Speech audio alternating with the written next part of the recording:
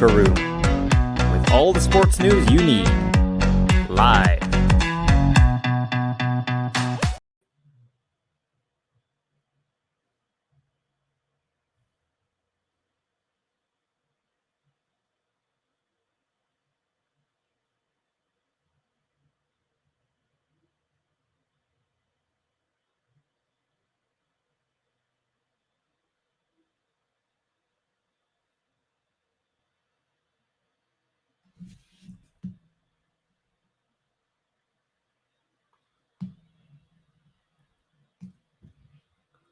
Hello and welcome to the Locker Room. Graham was meant to be presenting, but I think he's, by all accounts, he's frozen. But hopefully he joins me very shortly, so I'm not here myself for the full hour. But today we're going to review last week's action in the Scottish Premiership. Obviously, it was a big weekend in terms of the top of the table, with Celtic dropping points to Aberdeen and Rangers closing the gap after the 3-0 win against Livingston.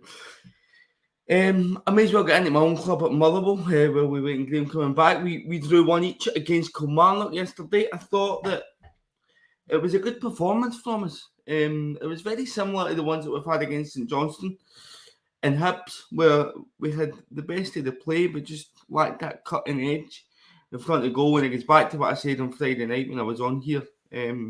They would just seem to be lacking that cutting edge. There's a man, the presenter there. Don't know what happened on it there, but it kind of... That's all right, mate. We started, so... It ran out there. You're back. Yeah, we're just talking about Motherwell, but we'll switch it up and we'll go with the game at the start of the season. Start the afternoon. Jesus, you can tell that you were the one meant to be presenting and have no prep there. But at the start of the afternoon, Aberdeen v Celtic, 1 each. What were your thoughts on that? Yeah, I was gonna resist the temptation to start with Dundee against Hearts. So I'll get to that very shortly.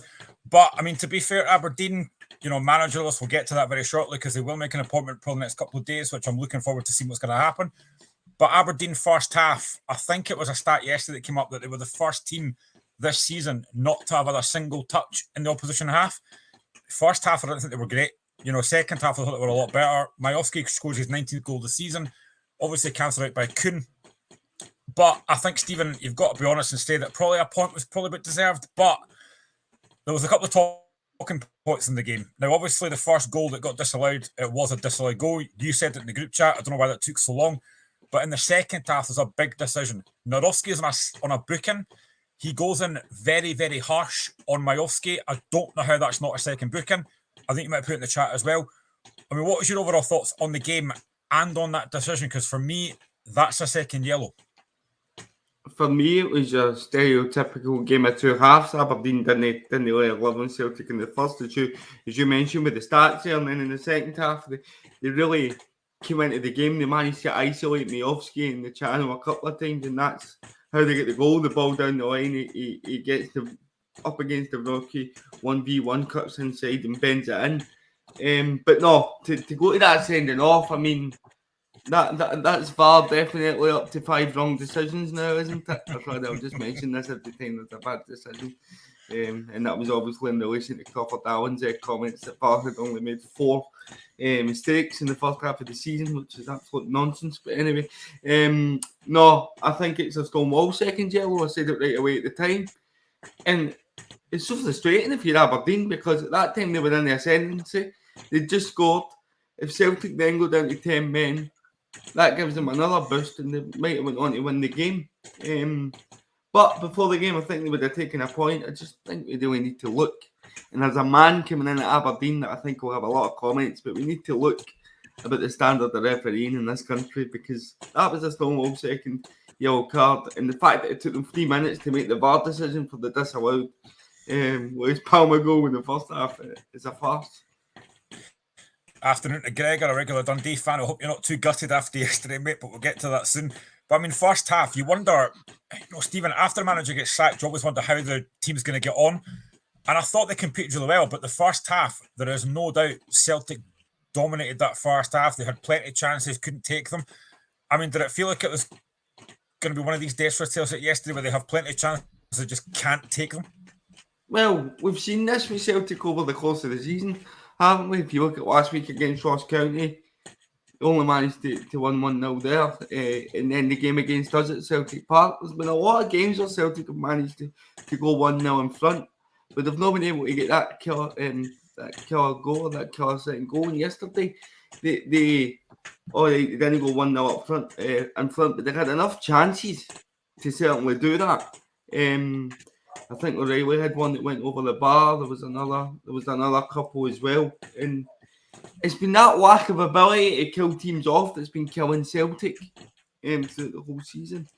And I mentioned when I was on Go Radio that I make Rangers favourites for the title, and it's reasons like that, because Rangers are now winning games comfortably, and Celtic are lucky to squeeze through them, and I think momentum's massive. But in terms of Aberdeen's reaction, we didn't see one in the first half, and I just wondered if there was a wee bit of a rollicking given to the Aberdeen players at half time, because they came out a completely different team in the second 45. Yeah, I heard Peter Leven's interview after the game, the caretaker manager, and he did say that he got them at half time. He said, look, just relax. You know, you're a good side. You need to show that. And to be fair, 5 minutes into the second half, Majowski scored his 19th goal of the season. It's a great finish. I mean, he takes it really well. He beats Narowski all end up. And it's a great finish. And at that point, Aberdeen 1-0 up. That Celtic banner that said Celtic board on their heads, be it Celtic fans are not happy. And that would have made them very much panicky. But for the second half start, it was a great start for Aberdeen for that second half. And again, there's been so much talk on Twitter, on my TikToks and stuff about who's the better player, Majowski and Shankland. They are both different types of players, but Majowski is quality, and there's no debating that. They're both very good, and I don't know why you need to pick one. I just think we can sit back and say that we've got two great players in the league. I think they're different types of players as well. I don't think they're the same kind of a striker. I think Majowski is maybe. In saying that, you look at his second goal yesterday, I was going to say Majowski's a wee bit more technical than Shankland, but I think that after Shankland's goal, maybe yesterday against Dundee's second, I'm maybe doing him a wee bit of a disservice there, because that's a great finish, but we'll go on to that. No, two great strikers in the league, and it wasn't just that goal that Aberdeen had in the second half. I mean, Majowski gets the second one disallowed, and Joe Hart makes a great one-on-one save. So I said during the week that there was unrest amongst the Celtic fans and they needed a result. Otherwise, the narrative of them not signing enough players was going to continue. And it certainly is looking to be the case. I have to say, though, that I thought they were giving a wee bit of a spark when Ida and Kuhn came on the pitch. The two of them were involved in the equaliser. So the signs that the signings that they have brought in are going to be up to standard. The only thing for me is, you look at the goal, it comes down the left-hand side, and we say that they need a left-back. So,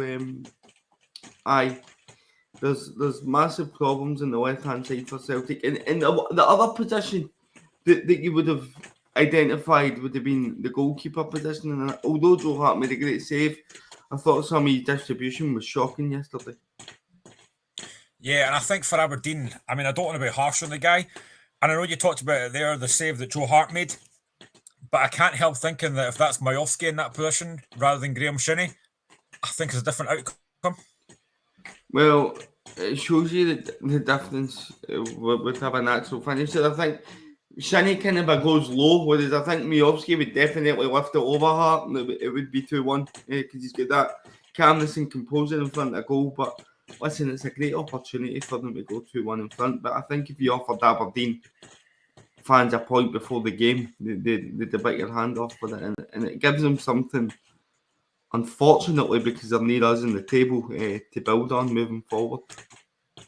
I think in terms of Celtic, you're right. I think this has made a difference. Obviously, Kuhn gets his first goal. It is deflected, but it's a good move. I mean, yeah. I think we have to really talk about the fact that there's now 3 points in it.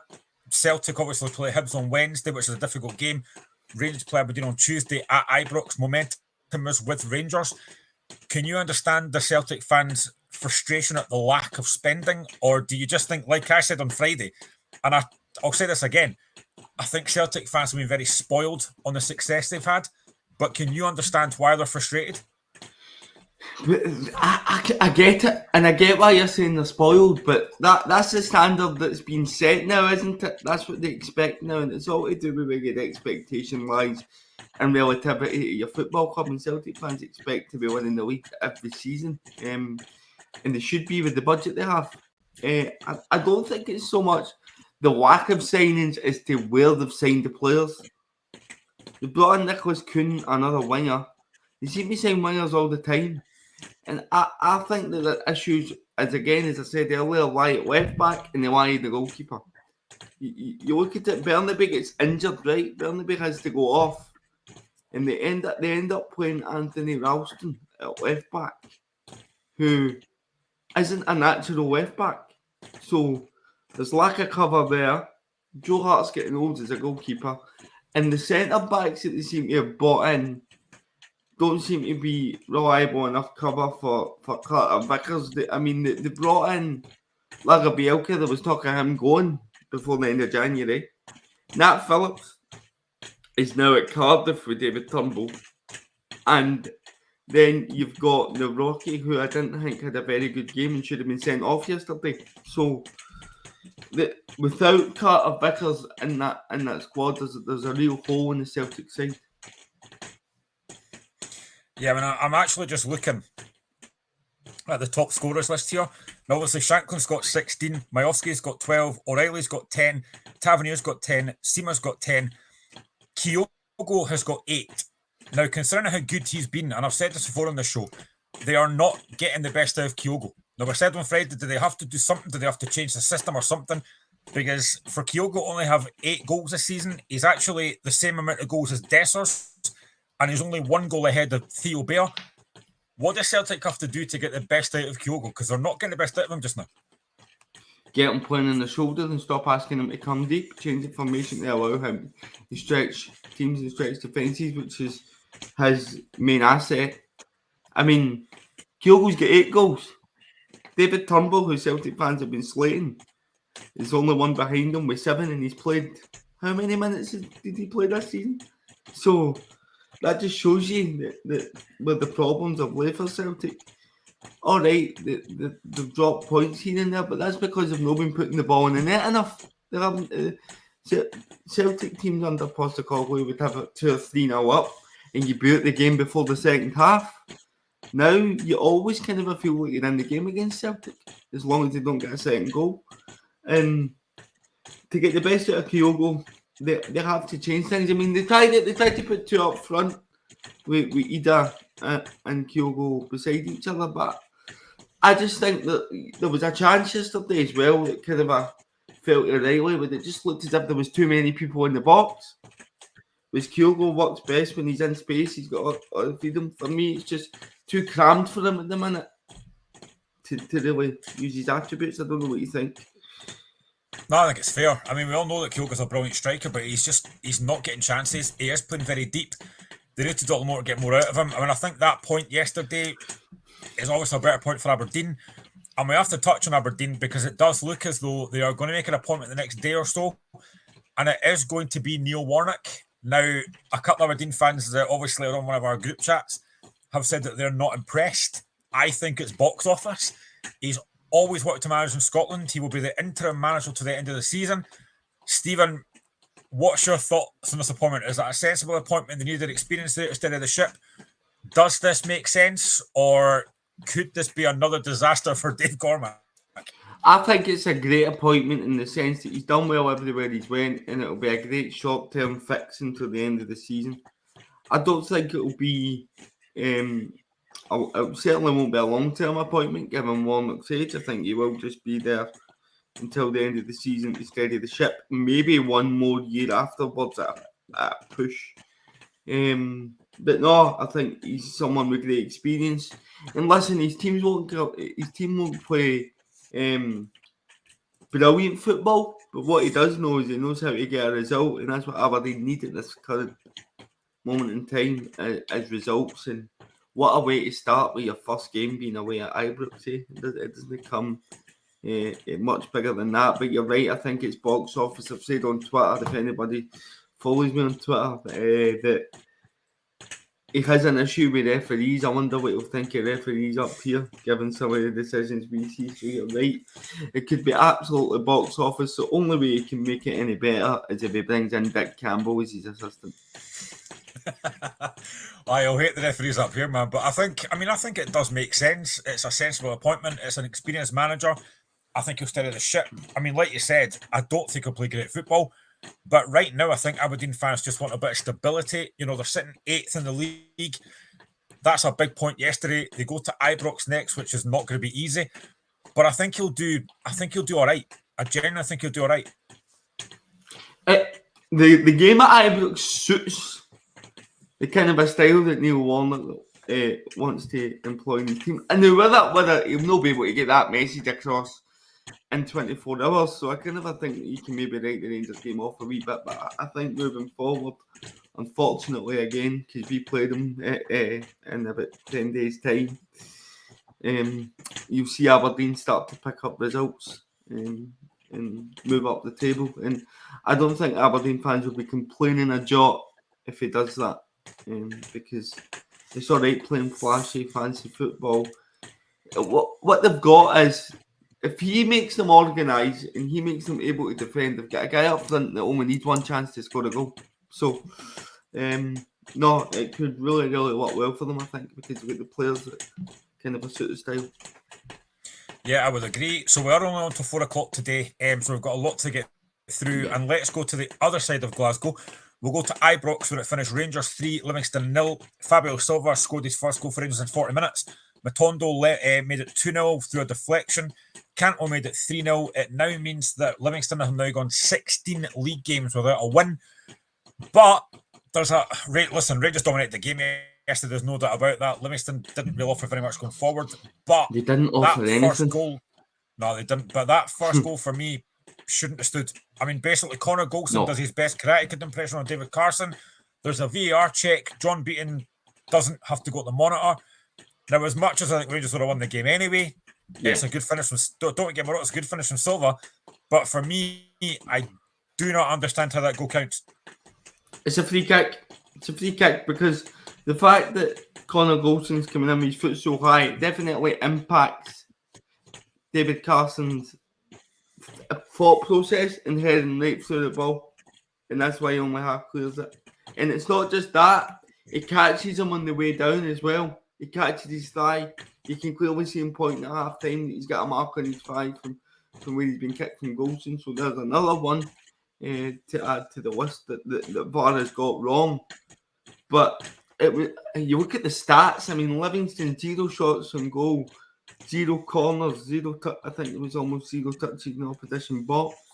It was almost like one of these training sessions that we see where the team's just asked to defend for the whole length, and there's one team attacking, one team defending. But I never thought I'd be sitting here this season and saying that you'd see a team beat Motherwell's record of 15 league games without a win. Livingston have seen that and they've raised this to 16, and I don't see where it stops because they go to Rugby Park next, and I don't see how they get anything from that, and they need to start picking up results soon. I mean, we all think they're down anyway, but they need to at least offer them fans a glimmer of hope. I don't see it. Yeah, and that's the second time this season that they failed to have a shot on target. They actually did the same thing at Tynecastle not that long ago, and I said on Twitter at the time, Livingston are one of the worst sides I've seen at Tynecastle. They just basically sat back, defended deep.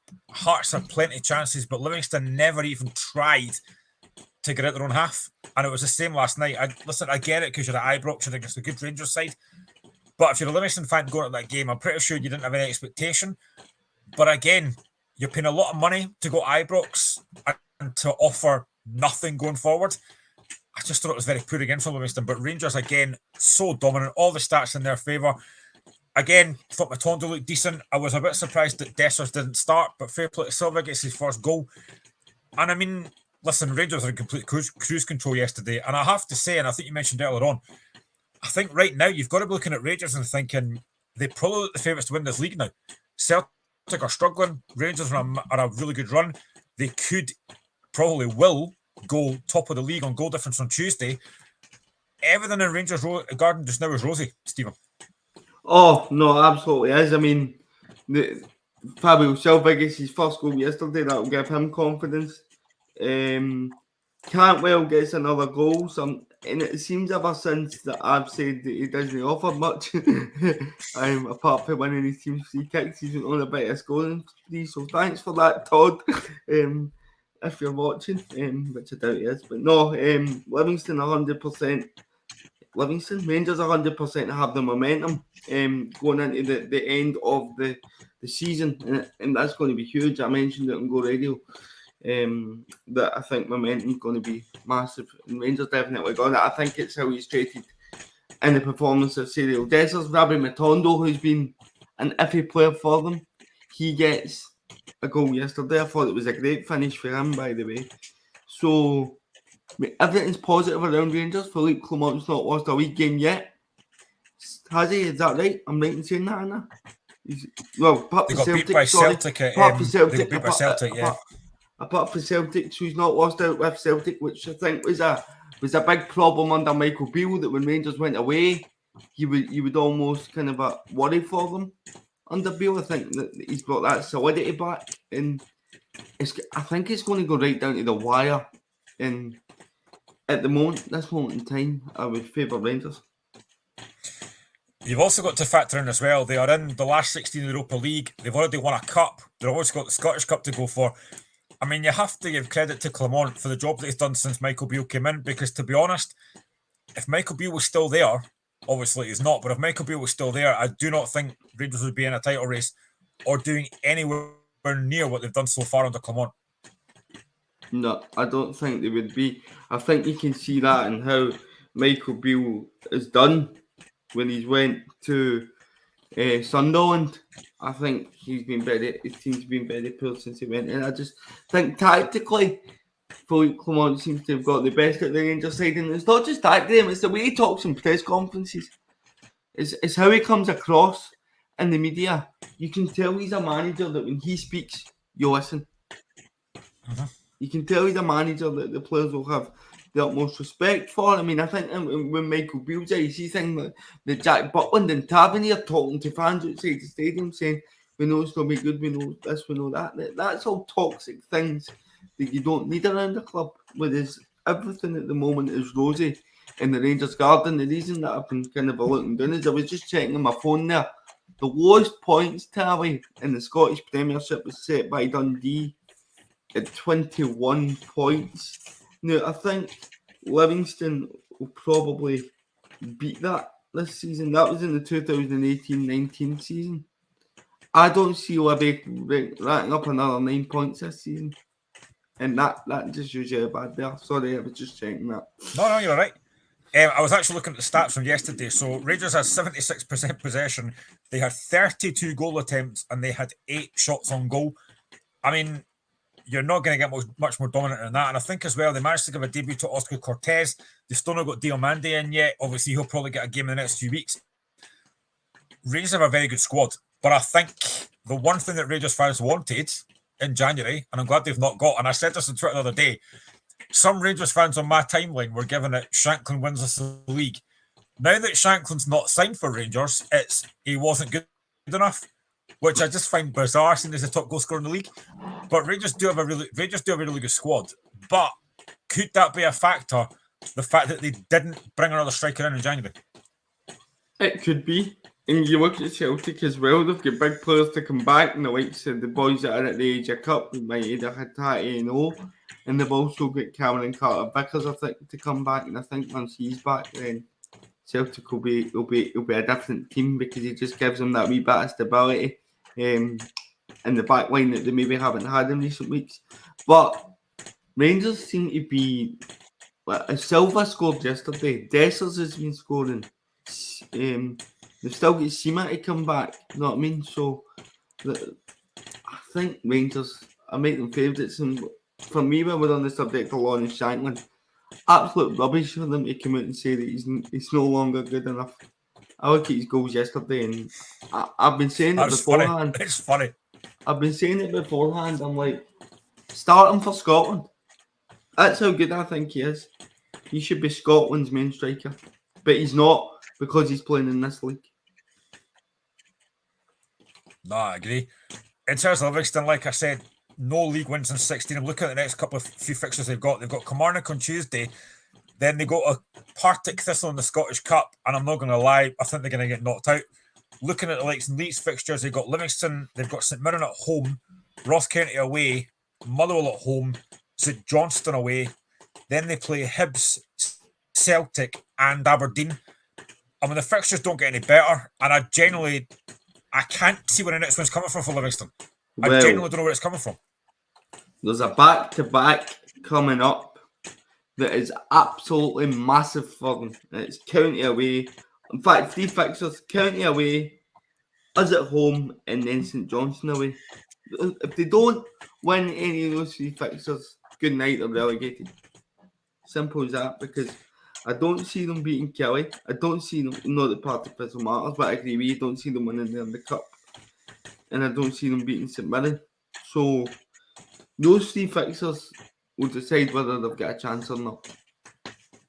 I mean, I think there's a lot of problems with Livingston, but one of the main problems, and I've said this numerous times before, they do not have a goal scorer. You know, Bruce Anderson's not clinical, Joe Newbley's not clinical, Curtis Guthrie's not clinical. If you're going to get yourselves out of relegation trouble, you need to have a striker. And at the moment, I'm looking at Motherwell. I didn't think I was saying this, but Theo Bair started to score goals. Ross County have got a player up front, Simon Murray, maybe even Jordan White, that can score goals. I don't see that with Livingston. They don't have a goal scorer on their team. No, they don't. But you couple that into the fact that how often have you heard David Martindale bemoaning his defence and how poor they are defensively this season? So if you look at a goal scorer and you're weak at the back, it's a recipe for relegation. It's almost inevitable. So aye, and the window's now shut. Was David Carson the signing that they needed? He's another kind of a midfielder. Is that the signing that's going to really kick them on? So. I don't think so. So they've not managed to really strengthen in January. And we're not talking about the fact, what happens if they get any more injuries? What happens then? If they're already this bad, if they get a couple of injuries, it could end up even worse for them. Yeah, exactly. So that was the game at Ibrox, Rangers 3, Livingston 0. Let's now go to Dundee, where it finished Dundee 2, Hearts 3. An absolutely brilliant game of football, I have to be honest, because I watched the whole game. Dundee took the lead in 26 minutes through Jordan McGee. Again, loves the goal against Hearts. What? I was going to say he loves it. Oh, he does. Alan Forrest equalised in 55 minutes. Lyle Cameron, who's been outstanding for Dundee, scored in 59. But then a double from the main man, Lawrence Shankland, goal number 21 of the season. It is now 49 goals in 78 games for Hearts for Lawrence Shankland. The guy's phenomenal. Gave Hearts a 3-2 win. I mean, Stephen, I don't know how much you managed to watch of the highlights last night. It was a great game. It was a great game of football. And I have to say, before I talk about Hearts, I actually thought Dundee were slightly unfortunate not to take something out of the game because I thought they were excellent. Yeah. No, they definitely deserve something. I mean, there was a Dodgson header, I think, was it at 2-1, that hits the bar. If that goes in, they're probably going to win the game. But when you've got a man up front that can make things happen the way Lawrence Shankland can, and that's something that maybe people wouldn't have associated with his game, maybe in the last, maybe even 6 months ago. But I think his link-up play is brilliant now. You see the strength in the second goal that he uses. And he plays a massive part in the first goal as well. He's running and he leaves it for Forrest to score. So he's involved in all 3 goals. I think, what is it? He's got 21 for the season now. He's absolutely massive for Hearts because I think the highest goal scorer is Vargas. With 4 out with that, if I'm right in saying so. He's huge for Hearts. He's huge for Hearts.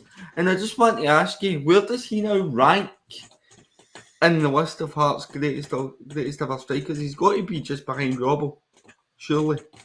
Oh, he's absolutely behind Robbo. We've had decent strikers in the past, don't get me wrong. We've had like Kyle Lafferty, Stephen Naismith, Mark De Vries, but for me, Shankland's easily set. He's one of the best finishers I've seen at Tynecastle for a long time. He's got 16 league goals now as well. So again, he's only 4 off getting 20 for the second season in a row.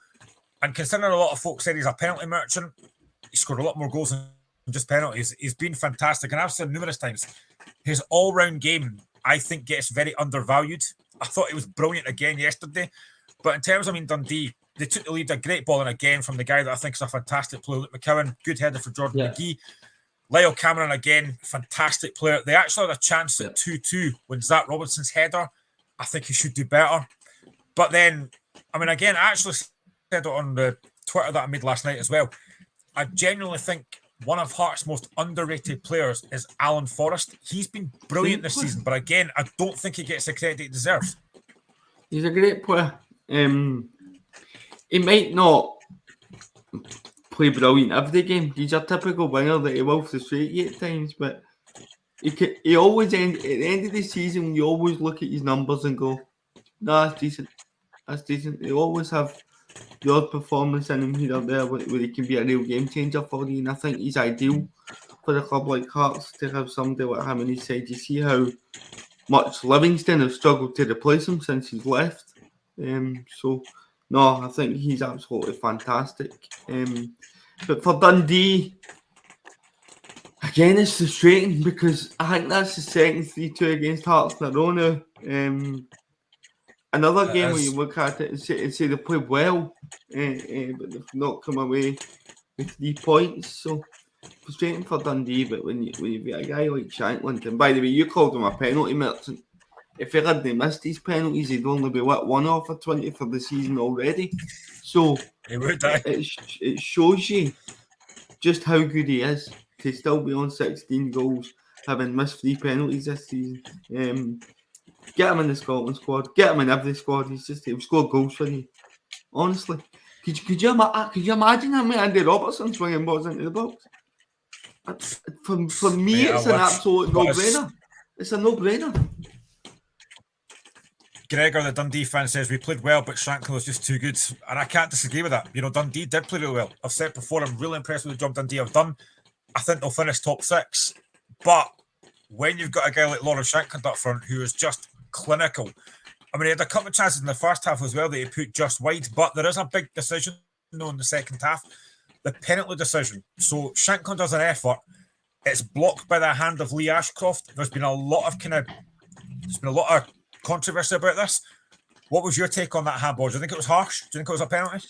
It's not a penalty kick. I don't know where is Ashcroft. I don't know whether he's meant to put his hand. He can't amputate it. It's like really close to his body in proximity, and it's not just that. It's where Shankland takes the shot from in relation to where he is. He's about 2 yards away from him when he hits it. Yeah, about at least a yard anyway. For me, it's really, really harsh decision, and I always look at these decisions in the way that if it went against me, would I be raging? And if this went against me, I'd be absolutely fuming. But listen, Shankland steps up, and by the way, you have the nerve to step up and take a penalty when you've missed the last 3 and put it in. The keeper nearly saved it. Carson nearly saved it. I know, but even seen the reaction for Shankland with the kind of the almost relief when he pulls the ball into the back of the net after he scores it, and then there's a wee bit of a scrap. But no, he'll enjoy that being next Dundee United, and I believe he was getting a bit of stick after Dundee fans. It was. So which you expect, but no. Harsh penalty decision. Tony Docherty rightly angry at it, and I'm sure you agree. But what happens when you've got a goal scorer up front? You don't lose many games. Dundee go to Paisley on Wednesday, and after what St Mirren did to Hibees yesterday, which we'll get to in a minute, it's a big game. But there's no reason that Dundee can't go with the confidence, because again, I thought they did play well yesterday, but it's just that bit of clinical that you need up front. I think saying that they still scored. You say clinical, right? They still scored 2 goals. Is there no sense that you just need to be that wee bit better defensively? That's twice you've conceded 3 goals against Hearts. Just defend first, and then the guys like Lyle Cameron, McCowan, Bakayoko, Owen Beck, who by all accounts I thought had a good game going forward yesterday. Seen him involved in some of the clips. So no, they just need to kind of stop leaking goals. And I think you're right. I think they'll be top 6. In terms of Hearts, mate, honestly, 12 clear, 19 ahead of Hibs, 20 ahead of Aberdeen. We are now, I mean, honestly, it's been a phenomenal run. I actually kept it earlier on. Since we got beat by Aberdeen in early December, we've now taken 22 points out of 24. It's been a sensational run of form from Stephen Naismith's men. Oh, it's been fantastic, and I can only highlight it as being in your change of attitude, summing it up perfectly. The complete 180 that you've done just shows the change in form of the team, because and that's not me saying that you weren't right to be calling out some of the performances in the first half of the season, because you're absolutely right. I don't think it was the best start. I just think now that Uncle Fester, Frankie McAvoy, is gone. And there's clarity behind the scenes at Tynecastle. We spoke about that in the early part of the season, the lack of clarity as to who was in charge.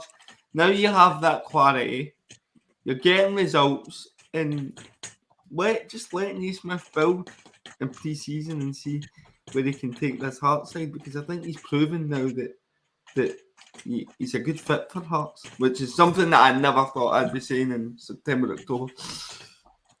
Oh, mate, neither did I. So that was Dundee 2, Hearts 3. I've talked about my team. It's only fair I get to talk about your team now. Motherwell 1, Kilmarnock 1 in the Kevin Van Veen derby. Kevin Van Veen did not come back to haunt Motherwell, thankfully. Lewis Mayo gave Kilmarnock the lead with an absolutely sensational strike on 13 minutes. After a shove. But Theo Bair with another really good goal from Theo Bair. He's done really well. I think it's only fair to leave this one to you, Stephen. Motherwell 1, Kilmarnock 1. What was your overall thoughts on the game? Frustration not to get 3 points out of that?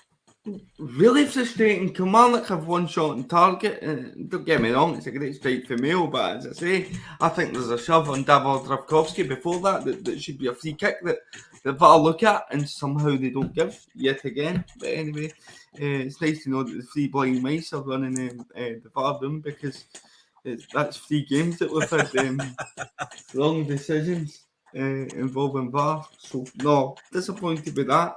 But in terms of the performance, we seem to be getting back to what we've associated Kettlewell teams with in the sense that we're organised, we're strong. We just lack that wee bit of cutting edge up front. But that's of no fault of Theo Bair, who now has 7 goals for the season, and I think he's got the highest goals for a striker out with Shankland and Miovski. So that shows you how good his renaissance has been, because it has been that. It's been 5 goals in these last 5 games, and it just shows you as well how big confidence is for the player. I thought the pass from Blair Spittle was absolutely outstanding, but it's been an indictment of a season that we've drew a lot of games and not managed to turn them into 3 points. I think if we did that more often than not, you look at the Hibs game, St Johnstone game, and now the game against Kelly, we could be well out of contention for people talking about us going down. But the fact that we're only getting draws here or there,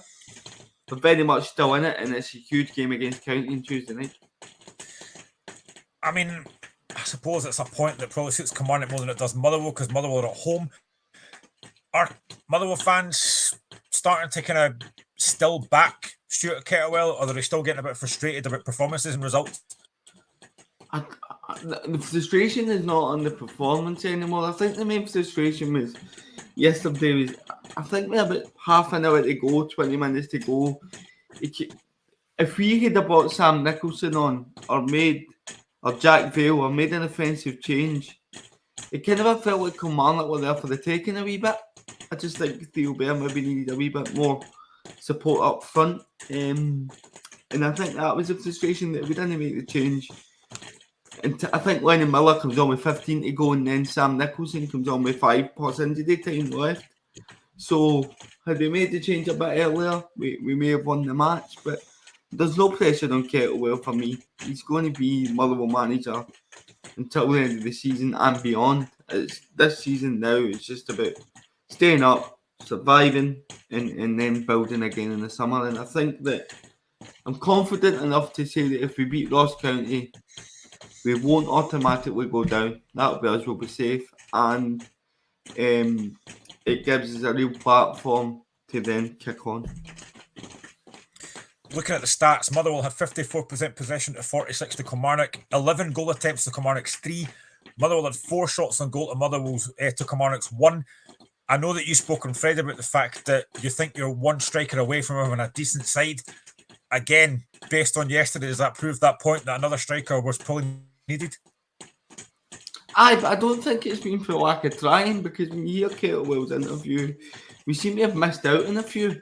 And then when it gets down to the wire and deadline day, it's all very difficult. He was asked a question as to whether they bring somebody in on a free transfer, and he says, well, they need to want to be here. I don't want anybody that doesn't want to be here, and that maybe illustrates his frustration and the fact that he's tried to get people and they've maybe not managed to get them through the door. So,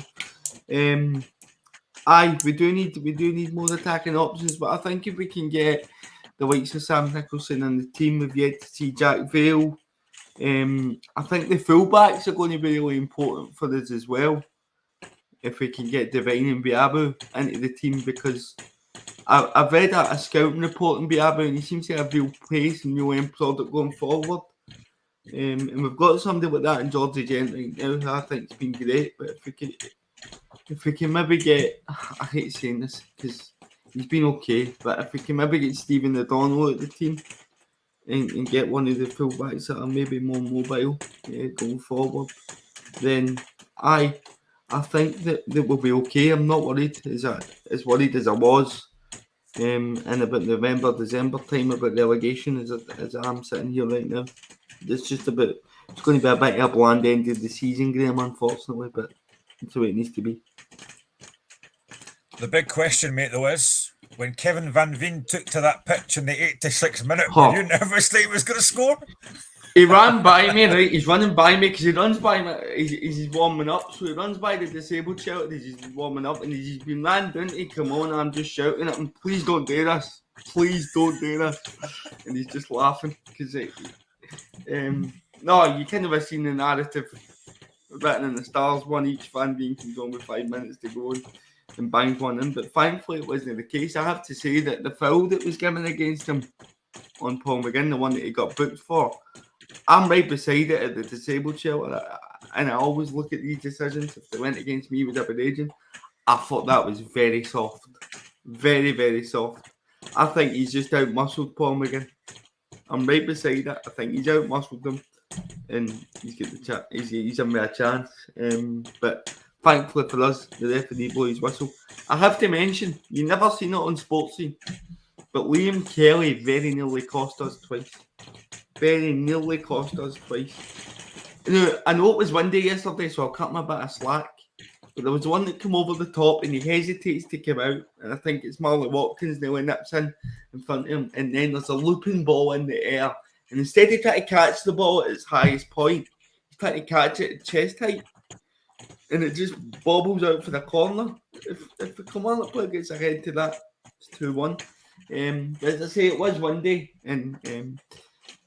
But that's been a couple of times this season that Liam Kelly not coming off his line or coming off his line and missing balls as they did against St Johnstone has cost us, and I don't think that can put the most confidence in the back line in front of him. So I know I asked you this before we came live, obviously in the background, but what was your thoughts on Motherwell fans that booed Kevin Van Veen? Because shocking. I said to you before we came on air, I did say to you that given what Kevin Van Veen did for Motherwell last season, I didn't expect that reaction. Shocking. That's a guy whose goals got us a European place in his first season. Whose goals in his second season, 29. I think he went on an unbelievable run of 12 games consecutively scoring. Kept us in the league. And you boo him? He's the reason. Think of the financial trouble we're in now. Right? He leaves, we get money for him. He scores goals, keeps us in the division, which gets us more money. Where would we be at this moment without Kevin Van Veen? Because we certainly wouldn't have been playing Kilmarnock yesterday. We'd have been playing somebody in the Championship. And to boo him, because he's made a decision for his family, because running in Kilmarnock, he went to Kilmarnock, but because clubs have been able to offer more money, and he's now 32, 33, towards the end of his career, and he's made a decision that's best for him after being a great servant for Motherwell, is shocking. No, that's fair. Kilmarnock play Livingston on Wednesday, which you've got to assume that they'll win. Do you think Kilmarnock will finish 4th? I don't know. Because I said to you yesterday that I fancied St Mirren to go on a dip. and then I look at my phone, check my phone half an hour through the game, and they're like, 3-0 up at Easter Road, and I'm like, see this punditry stuff, I need to gear up, by the way, because I evidently don't know what I'm talking.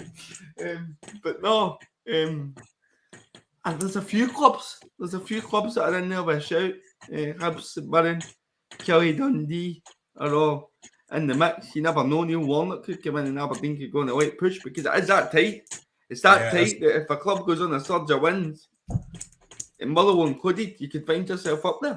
So, but for me, if you were asking me at this moment in time, with the defensive structure they've got, how good they are at home, and the two boys up front, and when they get Van Veen and Stewart fit, you've got to fancy Kelly.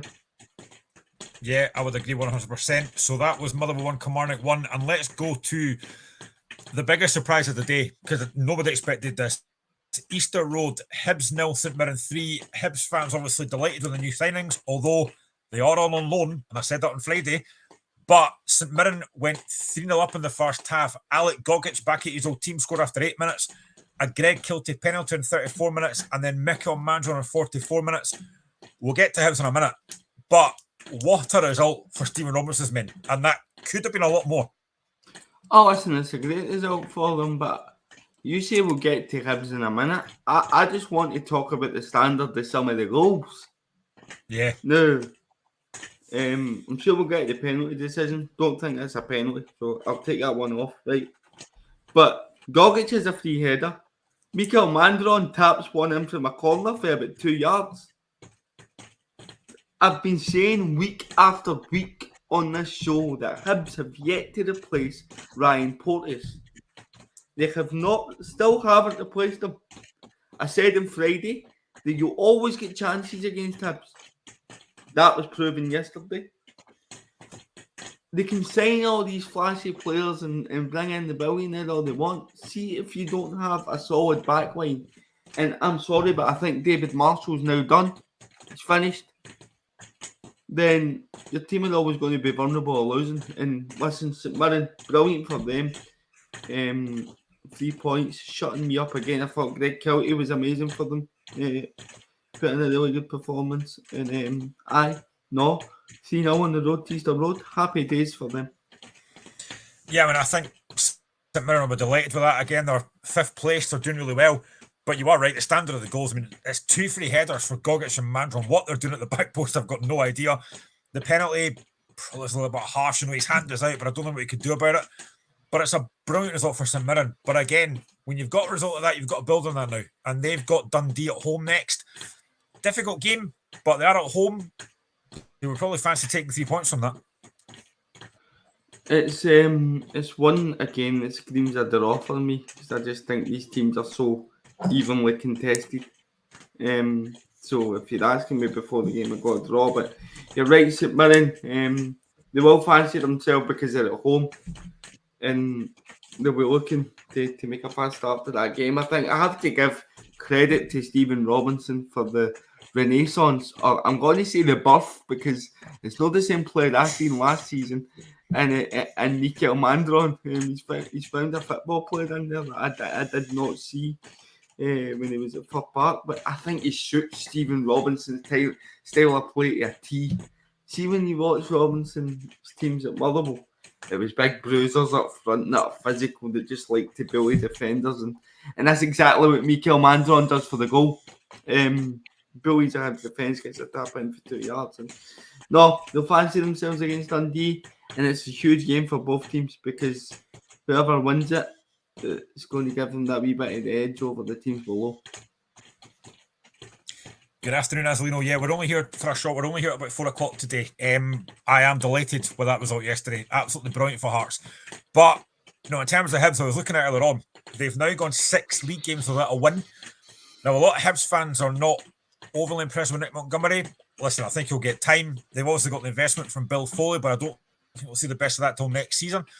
But I said it earlier on, a lot of the signings that they've made and the Hibs fans are excited about are only loan signings. I said on Friday they've brought in 20, they've got two 20-year-olds and an 18-year-old. They're going to have to get used to the physicality of the league, get used to the standard of the league. It's going to take time. And right now, the way Hibs are playing just now, they're sitting 7th. And you've not factored in that they've got a 16, 17-year-old Rory Whittaker starting for them. So there's a lot of youngsters in amongst that Hibs squad. And what you get with youngsters is you get the game with a brilliant night. You get the game with a, wow, he's such a prospect, amazing. But seeing amongst that, you need a level of experience. All right, they've got real experience in the likes of Hanlon, Stevenson, Marshall, but I would argue that they're all done now in terms of physically what they can do. So I think you need that blend. They have many players in the mid to late 20s that have been there, done it. You know what I mean? That can really pull them through games. A lot of the players seem to be flashy, technical, or young. You look at Ewan, really kind of a winger that's quite technical and likes to run the players. He's a hit and miss. Dylan Levitt has been an absolute ghost since he moved to Hibs. So I don't know what they've done to him. And I actually thought, we talk about experience now, there was a couple of highlights, a couple of clips that Adam Lafondra really looked like making something happen when he came on. So did he maybe look at getting him in amongst it with all these youngsters round about him, just to kind of pull him through? I don't know. I just think they'll win a lot of games. They'll win some games, Hibs, toward the end of the season and put in some good performances, but there'll be other performances like we seen yesterday. I'm just having a look actually. Hibs' last league clean sheet was the 9th of December against Livingston. They're too easy to play against. Can we take Livingston out it? Because I could keep a clean sheet against Livingston. So who was it? Can you look before that and see the last clean sheet that they kept? So before that, their last clean sheet was the 3rd of December at home to Aberdeen. Oh, so the week before, brilliant. But no, that shows the point that I'm saying that they're poor defensively, that they haven't replaced Ryan Porteous, that David Marshall isn't. All these things that I'm saying are backed up by stats. That they all show how Hibs need to strengthen in the summer. They really need to improve defensively. And now that they've got the investment coming in, it'll be interesting to see who they do bring in. But I think it can be a really 50-50 delay inconsistent into the season for the Hibees, if you ask me. And they could be the team that finished 6th. As Lino says, St Mirren need to return to good home form. Montgomery yesterday said, I can't accept it. We have to accept it. He's lost. Exactly. Gregor McIntosh, Neil Warnock is a unique character. Never expected him to come up to manage a Scottish team. He's always said he wanted to manage the Scotland. Hearts have actually had a chance to get him a few times, but Aberdeen could be a good appointment. But I think, like I said, in terms of Hibs, their next game is against Celtic at Easter Road. I generally can't call that one because Hibs are really poor just now. Celtic look really vulnerable. I generally can't call that one. No, it's going to be interesting, but I don't know. I just think Celtic need to give the fans a performance, otherwise this rhetoric of sack the board, get all the pressure on Peter Lawwell, who's won his 30 trophies in his time at Celtic, get him away. That was a wee dig, by the way. But no, otherwise that's going to continue. But no, I fancy Celtic to win that about 3 or 4-1. There you go. I think Celtic will run away with it because I just think Hibs defensively, as you say, they've not kept a clean sheet since the early December. I certainly don't see them keeping clean sheet against Celtic. So that was a fantastic result for St Mirren yesterday, at Easter Road. The final game of the weekend was at Ross County. It was Ross County 0, St Johnstone 1. The only goal scored by Mbungu Kimpioka after 34 minutes, his first goal. And I hope I pronounced that right. I probably killed it. But it ended a 6-game winless run for St Johnstone. A really big result. There wasn't really much in the game, which is why I've kind of kept this game to last. But a big result for Craig Levein. He needed that. Huge result, and I think it's the first away win of the season as well. So to go away to Ross County, who are kind of like your rivals at the table at the minute, and keep a clean sheet, 1-1 a goal for the new striker, I don't think Taylor would have wished for them better going into the game. So he's got exactly what he wanted out of it. For County and Derek Adams, ever since he's made the comments, things haven't been too good, have they? They are now, I think it is, 7 games without a win. And they come to Motherwell on Tuesday night, so you can put your house in a Ross County victory. But no, huge game for them on Tuesday night against us. And if we win, I think that you can kind of say that we'll start to gather momentum, and that'll be it. It'll be County in the playoff and Livingston relegated. What do you think of that? Ross County's last win was against Motherwell on the 5th of December.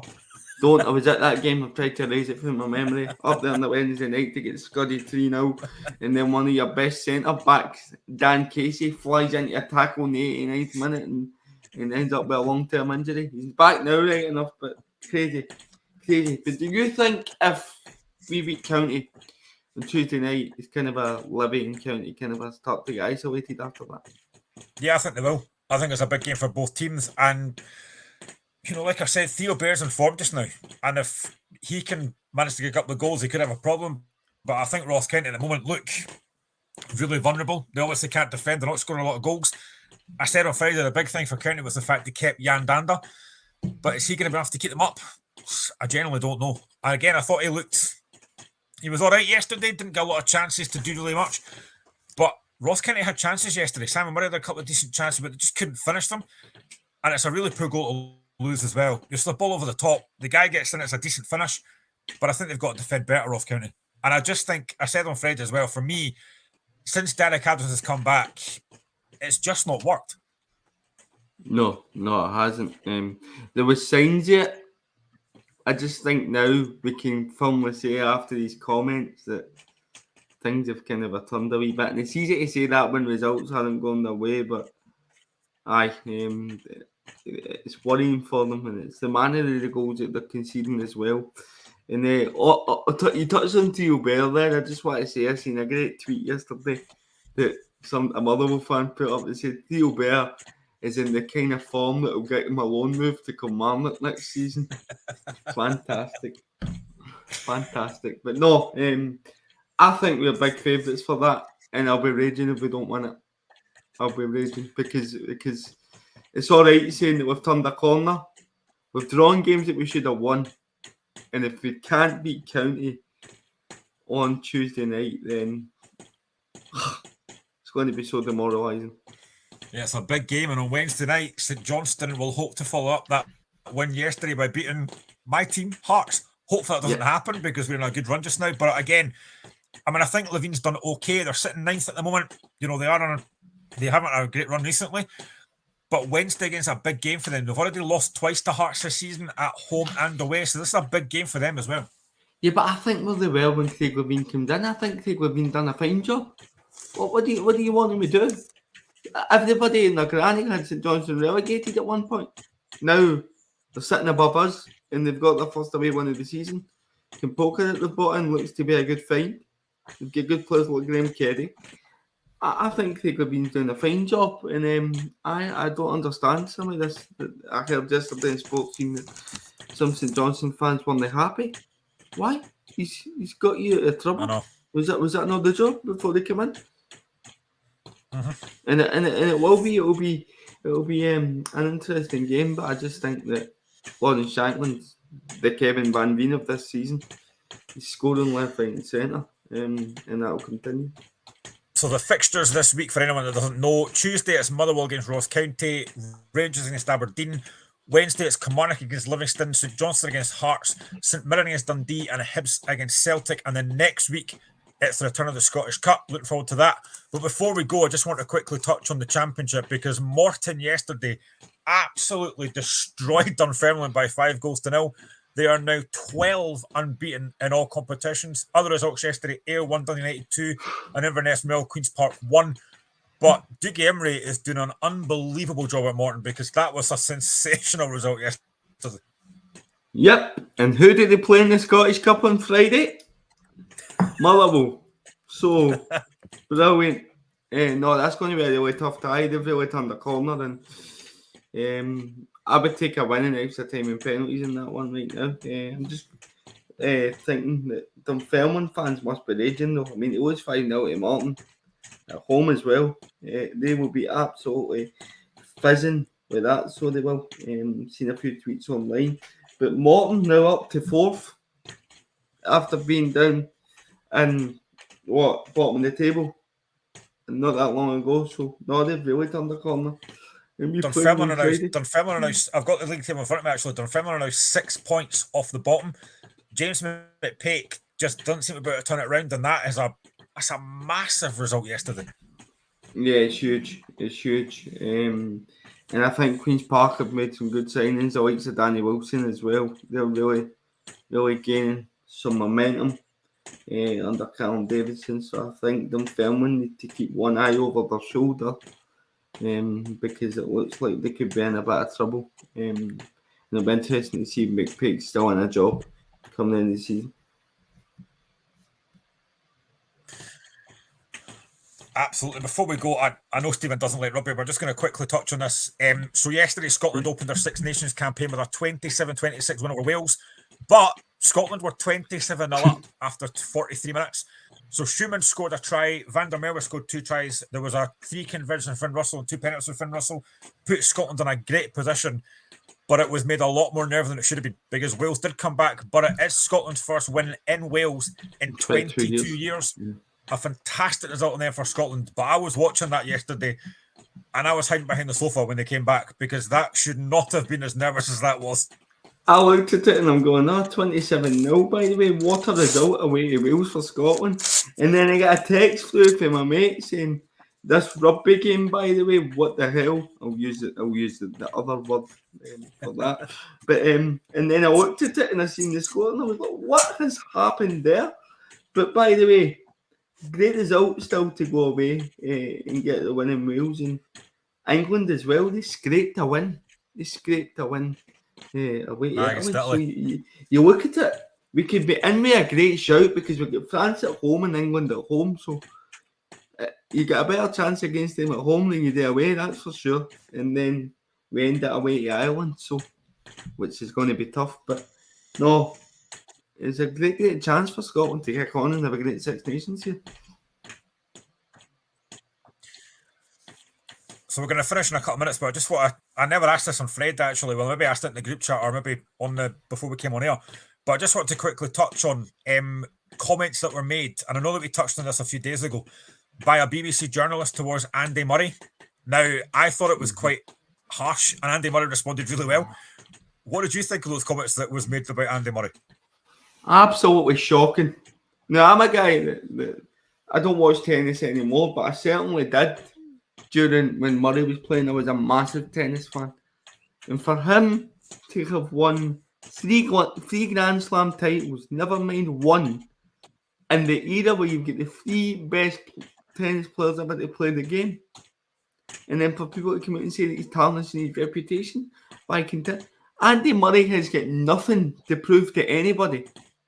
Olympic gold medalist, 3-time Grand Slam champion, former world number 1. How many Masters 1000s did he win? He's got nothing to prove to anybody. I would like to see most people even have the nerve to continue on one hip. So, no, crazy comments. And Andy Murray's a legend of tennis and he's a Scottish legend, that's for sure. Yeah, Gregor says the comments were disgraceful, and as Lino says, an Olympic gold. I mean, Andy Murray doesn't have to justify anything to anyone. He's been an absolute standing servant for tennis. And again, the fact that, Andy Murray basically hit back and said, I'll retire when I feel like I should retire. I just think comments like that are uncalled for when he's done what he's done. And you've mentioned it there. Look at what he's up against. He's been up against absolute class, and he's been fantastic. Let him decide when he wants to retire. How many would he have won if he doesn't have if he even has one of Djokovic, Federer, or Nadal? Never mind 3. How many would he have won? No, absolutely. He's the greatest Scottish sportsman in my lifetime. There you go. And to come out with statements like that for Kennedy Nitsan, who, by the way, has been a respected tennis journalist for years, for him to come out and say that as a Scotsman is disgraceful. 100%. And I think we will leave it there. We were just doing a short show today. But I hope you have a great week, whatever you're doing, guys. We'll be back next Friday. Hoping to have a couple of different guests on to talk about the Scottish Cup, which I can't wait for. Although Airdrie Hearts is going to be difficult. But yeah, looking forward to the Scottish Cup and enjoy whatever you're doing this week. And we shall see you again on Friday at the same time, 5 till 7. Catches. Cheers, Stephen. Cheers.